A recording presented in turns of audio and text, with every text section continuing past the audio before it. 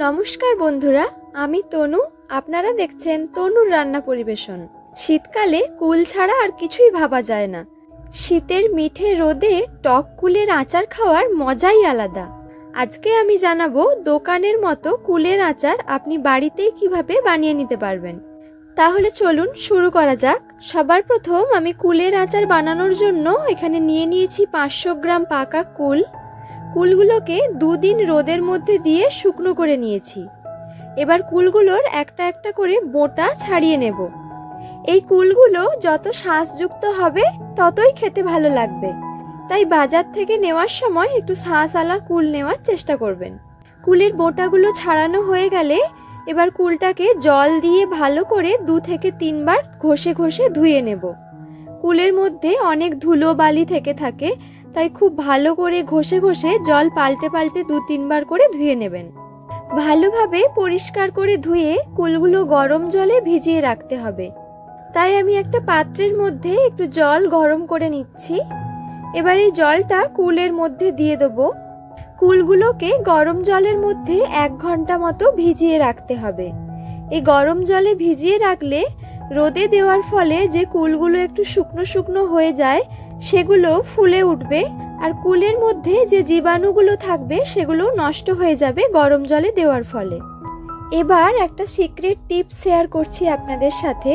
দোকানের মতো কুলের আচারের স্বাদ আনতে হলে একটা পাত্রে 1 চা চামচ তেঁতুলকে জল দিয়ে 15 মিনিট মতো ভিজিয়ে রাখুন। তারপর ওই তেঁতুলের পাল্পটা আচারের মধ্যে ব্যবহার করুন। দেখবেন একদম দোকানের মতো স্বাদ এসে গেছে।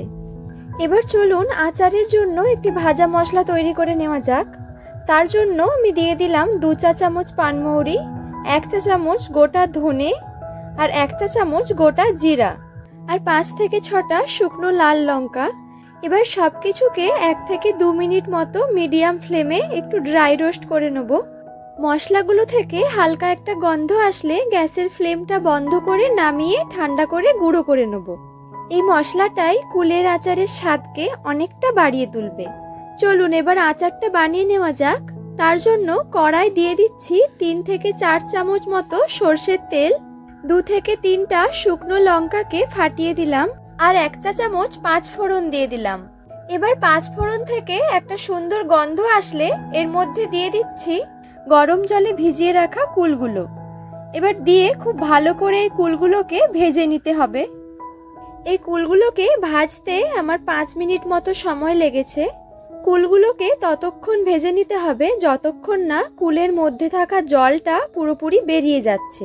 এবার এর মধ্যে দিয়ে দিলাম স্বাদ মতো লবণ আর 1/2 চা চামচ হলুদ গুঁড়ো দিয়ে সবকিছু ভালো করে মিশিয়ে আরো কিছুক্ষণ ধরে একটু ভালো করে ভেজে নিচ্ছি কুলটাকে। দেখুন আমাদের কুলটা খুব ভালো মতন ভাজা হয়ে গেছে। এবার এটাকে একটি পাত্রের মধ্যে তুলে নিলাম। কুলগুলো ভাজার সময় নাড়তে নাড়তে দেখুন একটু একটু ফেটে গেছে মুখগুলো। আপনাদের যদি ফেটে না যায় একটু খুন্তি দিয়ে ফাটিয়ে দেবেন। এটা ফাটিয়ে দিলে এর মধ্যে গুড়টা খুব ভালোভাবে ঢুকে যাবে। এবার যে কড়াতে কুলটা ভেজে নিয়েছিলাম ওতে একটু সামান্য জল দিয়ে দিলাম, আর তার মধ্যে 500 গ্রাম আখের গুড় দিয়ে দিচ্ছি। জল দেওয়ার কারণটা হলো গুড়টা ডাইরেক্ট কড়াতে দিলে লেগে যাওয়ার সম্ভাবনা থাকে, তাই জন্য সামান্য একটু জল দিয়ে দিয়েছি। এবার গুড়টা খুব ভালো করে ফুটে ওঠা পর্যন্ত আমাদের অপেক্ষা করতে হবে। গুড়টা দেখুন খুব ভালোভাবে ফুটে উঠেছে। এই সময় এর মধ্যে দিয়ে দিচ্ছি ভেজে রাখা কুলগুলো। এবার কুল আর গুড়টা ফুটতে দিয়ে তেঁতুলের পাল্পটা তৈরি করে নিচ্ছি। 15 মিনিট আগে যে তেঁতুলটা জলের মধ্যে ভিজিয়ে রেখেছিলাম সেই তেঁতুলটা একদম নরম হয়ে গেছে।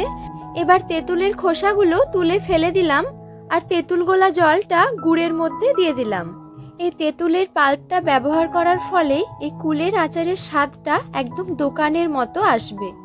এই সময় গ্যাসের ফ্লেমটা হাই রাখতে হবে, আর এই সময় আমি দিয়ে দিচ্ছি 1/2 চা চামচ বিট লবণ। এবার হাই ফ্লেমে প্রায় 20 মিনিট মতো এটা ফোটাতে হবে। মাঝে মাঝে নিজে নাড়তে থাকবেন, না হলে গুড়টা নিচে বসে যেতে পারে। গুড়টা ঠিকমতো পাক করা হয়ে গেলে আচারটা নামিয়ে নিতে হবে। খুব বেশি পাক হয়ে গেলে এটা আর কড়া থেকে পরে নামানো যাবে না, ঠান্ডা হলে এতটাই শক্ত হয়ে যাবে। তাই পাকটা ঠিক মতন হয়েছে কিনা সেটা বোঝার জন্য একটা ছোট্ট টিপস।